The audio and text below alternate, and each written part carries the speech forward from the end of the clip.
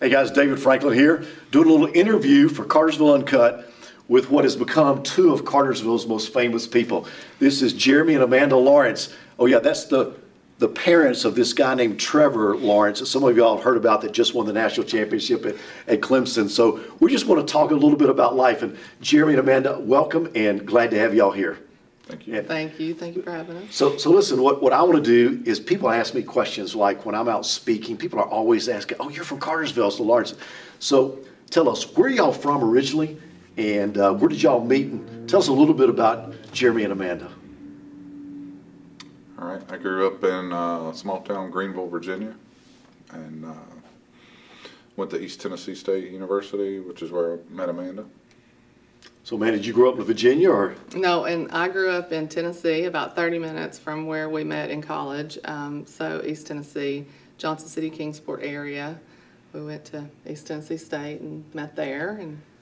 And so y'all got married and all that kind of stuff. When did y'all move to Cartersville? We moved to Cartersville in 2005, right? Correct. And so it was a great move for us. You know, Jeremy's job changed and his company transferred him here, and so it's been a real blessing ever since. Yeah. So Jeremy, what do you do for a living? I'm the safety and environmental manager at the steel plant at Gerdau Okay, you're down. here in Cartersville. What about you, Amanda? I'm a nurse practitioner for Harbin Clinic, ear, nose, and throat.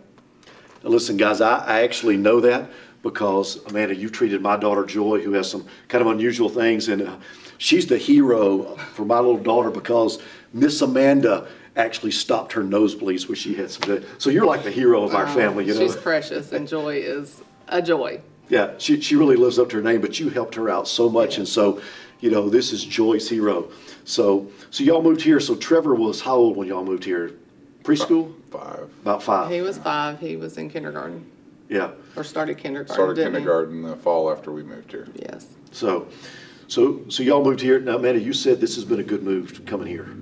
Yes, we really, you know, honestly, we hadn't really planned to move because where we lived in Virginia, we had only been there 11 months, and it ended up his company, that plant had shut down and he had transferred, and then in the meantime, since we've lived here, he's changed companies that he's worked for, but it really was, God knows what he's doing. Always. You know, always. And I mean, it's just been a blessing to us. Been a lot of good people here and there. A lot of good people. Now listen, Trevor's not y'all's only kid. He's got an older brother, so. Yes. Yeah. Chase just turned 24 last week. Yes. And, very different. Very different than Trevor, isn't he? Now, Jeremy, I understand he's the big time artist, right? Yeah. He's the eccentric one. But no, where did he get all the art talent from? No idea. It wasn't you. Well, Jeremy's granddad he painted. We had some paintings of his grandfather, you know, and his mom's crafty and things like that. But neither one of us. Neither one of us we're not creative. Are artistic. And now there's a little sister. I mean, Trevor's got a little sister. Yes, she's 7, Olivia, and she's our little blessing. Our little blessing. We spread them way out, but yeah, couldn't imagine life without her. So. Yeah. Listen, y'all, when we come back, I'm going to ask just the Lawrences, okay, what was Trevor like when he was a boy? And when did they start him playing football and all that kind of stuff? So we'll be right back. Hey guys, David Franklin here with Cartersville Uncut, and I'm with Jeremy and Amanda Lawrence, Trevor Lawrence's parents, and just talking a little bit about the Lawrence family, and they got more kids than just Trevor. But listen, people want to know, what was Trevor like when he was a little boy? Amanda, I mean, he's known for being the nicest guy in the world. Surely he at least one time didn't do exactly what he was supposed to. Well, he was just really hard to contain. He was just wide open all the time. He was either wide open or asleep, running around, just, you know, anything he could climb on, you know, any sport he could play, he was there, and he was into something all the time. So who did he get that from, Jeremy, you or Amanda? Probably a little of both. A little both. Yeah. Well, and Chase, his older brother, I mean, he would sit, he's a real detailed person anyway, because he's an artist, he's a great artist, and he would sit and just entertain himself, and, you know, of course, we only had one at that time, and then when Trevor came along, he was just like high energy all the time. Still that way, both. He's still that way, huh? Still that way. And, he looks laid back, though. I mean, he is very laid back, but I mean, he will work out and he'll go until he drops, just about. Jerry, when did y'all start introducing him to sports? He started playing competitively at 6. I mean, But he played soccer. Tell him. Well, yeah, I guess at 5 Wait. he missed the age cutoff by like a month and a half, and he had to play soccer He was too young when he was 5, and when we moved here. when we first moved here, and he played it for 1 year, but he was really mad because he couldn't play football that year, so we let him play soccer. So he wanted to play football early on. Oh yeah. Mm-hmm. Was that his favorite sport growing up? He liked all sports growing up. Basketball was probably his fun sport that he loved, but he played baseball, basketball, football, loved them all. When did y'all start noticing that he was really, really athletic? When he was really young, and then once he started playing competitively at 6 or 7, then you could really tell then. Well, when he was, even when he was 5 on the soccer team, it was Trinity, and you know, we didn't keep score, and really He kept score, didn't the he? coaches got together and said, you're going to have to take him out, because every time he was in, he would get the ball, run, and score. Yeah, Like, literally. Always been extremely So- competitive. Yes. So he was self-motivated. You didn't have to push him. No. When did he start throwing a football? I mean, because everybody throws a football, but not everybody's good at it. He started throwing. I mean, we started throwing some at the house when he was little, when he was 4 and 5, not that much. And then he started playing. The only year he did not play quarterback was the year he was 6. He played O-line and D-line. It was 8 and under, so at that time 6, 7, and 8. So it's a big difference between an 8-year-old and a 6-year-old. But he could throw the ball well then. He was just, you know, learning how to play the game. Yeah, yeah. So, man, he had all this energy. You ever get hurt when he was a kid? Oh, yes. He, on his 6th birthday party, we were having a little get-together at the house. All these little boys were over, and literally the only thing in our front yard is a mailbox. Was a mailbox at the time. And they were playing football. He was so intense on running with the football. And I can't remember if he tackled a boy or what. He dove to tackle Oh, he dove to tackle someone. And he ran into the mailbox, tore off his nose right here. So my brother was in, and so Jeremy stayed with the boys. Me and my brother take Trevor to the emergency room, get his nose sewn up. So yeah, he had stitches in his face probably 3 times in what, 2 years? Yeah. 3 or 4 times in 2 years. I'm like, can you not, you know, put your hands down? But yes. For all you parents that have boys, you're not the only one, because I'm one of 3, right. and we were always into something. Listen, we'll come back, and I'm going to ask him what it was like in high school and some of the stuff that all of a sudden, some of this, as they start getting really, really competitive and sports gets really, really serious. So we'll be right back. Hey guys, David Franklin here with Cartersville Uncut, back with the Lawrences, Jeremy and Amanda, parents of this famous guy called Trevor Lawrence, who is at Clemson and all that kind of stuff. But I want to ask y'all some questions about high school and middle school and stuff like that. Jeremy, you started noticing that he was really, really athletically gifted. So what did you do to encourage that? And, you know, just the kind of, what was Trevor like when he was a middle schooler and stuff like that? You know, when he was even a little younger than middle school, just encouraged him, tried to keep him in a competitive environment where he was challenged. I think that's important academically and athletically. Wait, you just mentioned academics.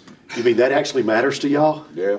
Good, because people want to know, what does he take at college? Does he just take underwater basket weaving and stuff like that? Well, he's in marketing, and it's, yeah. I'm glad to know that academics are important. Good for y'all. So, started being a quarterback early on. What did you do to encourage him with that kind of stuff? You know, he was one that always loved to go out and practice, and then he would want me to work with him, and he took constructive criticism pretty well until he was about 10 or 11, and then I had a little father learning curve for a little while. Hard to be I coaching probably that. need to get some outside help, and but he just liked to, whether it was baseball or football, wanted to practice, work at it, get better. I didn't have to push him, and you know, he was begging to go out and play and practice, you know, on a regular basis. You move into high school, you got a guy that starts his freshman year at Cartersville, and I mean, he had to earn that job like everybody else, didn't he? Yes, he did.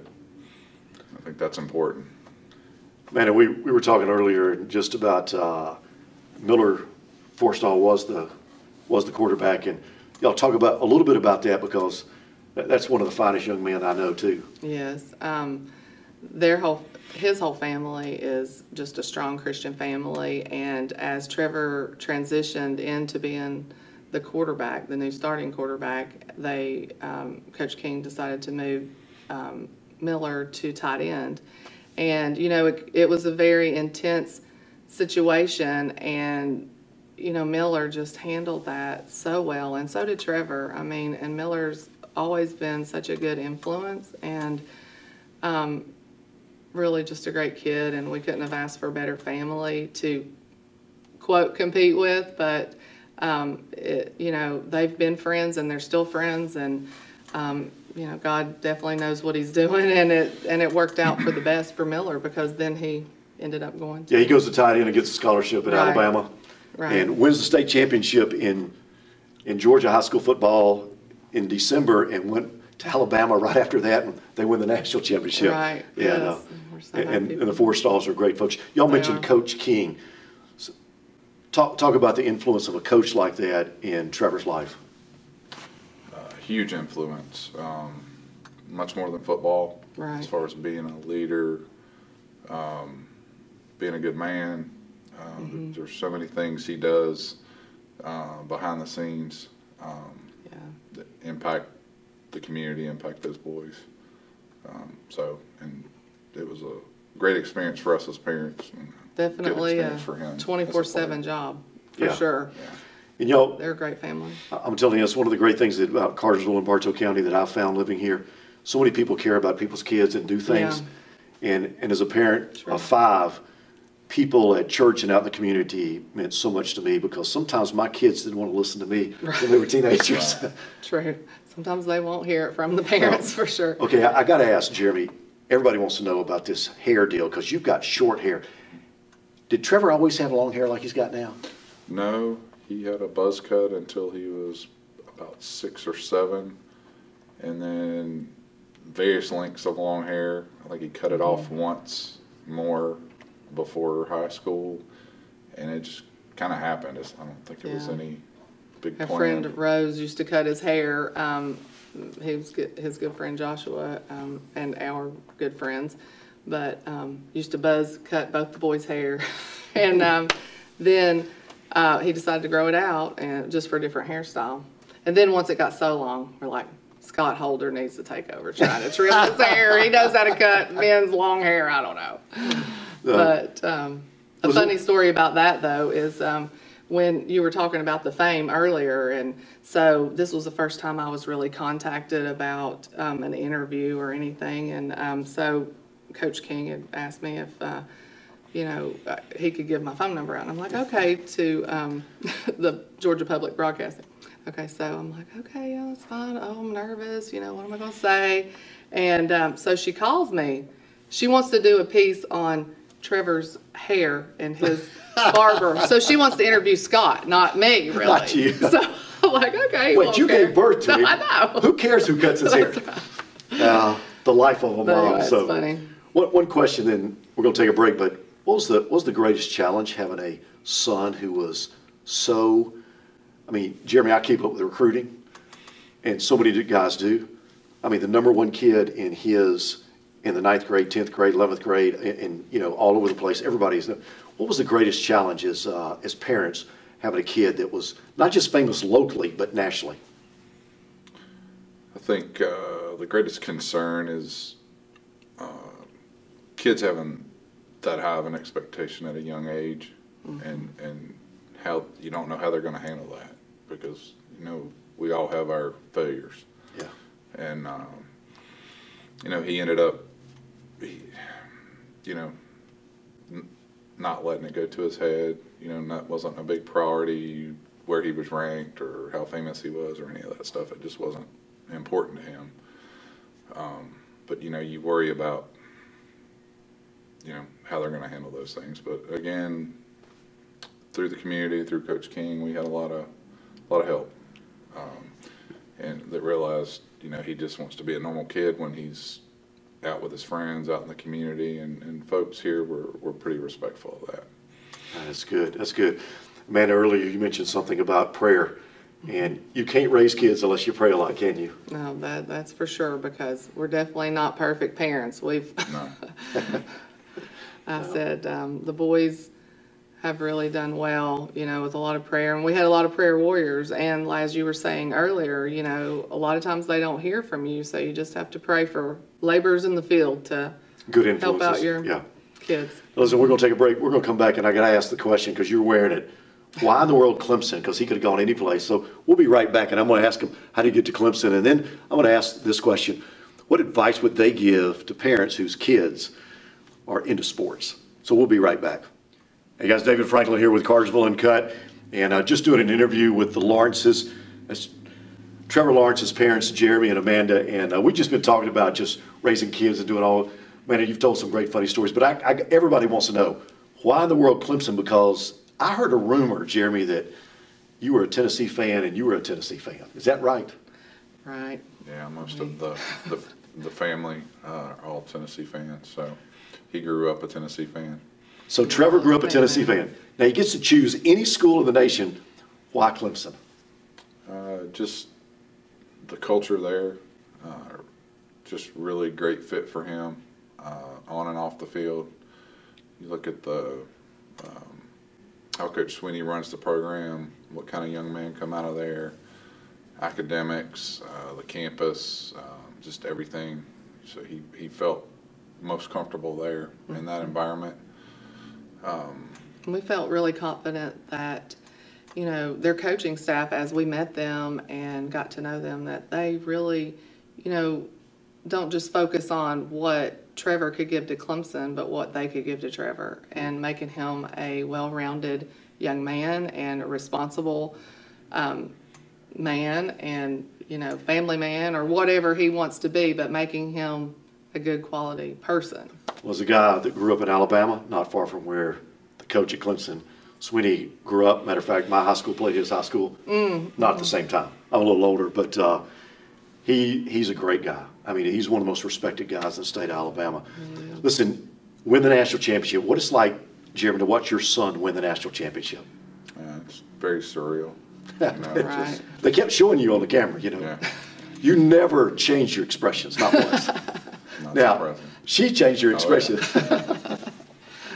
Yes, when we saw some of those Alabama linemen, we were like, oh, please, Lord, protect my baby. So, listen, just now, biggest challenge that somebody like Trevor faces right now? Again, it's just very high expectations, in both on the field and off the field. So all those kids are under a microscope, so to speak. They are, aren't they? And Social media is crazy yeah, today. it is, and just And sometimes just being a regular person, yeah. which, there's a trade-off once you're in a position like he's in. There are some things you do have to kind of give up, and, It's tough.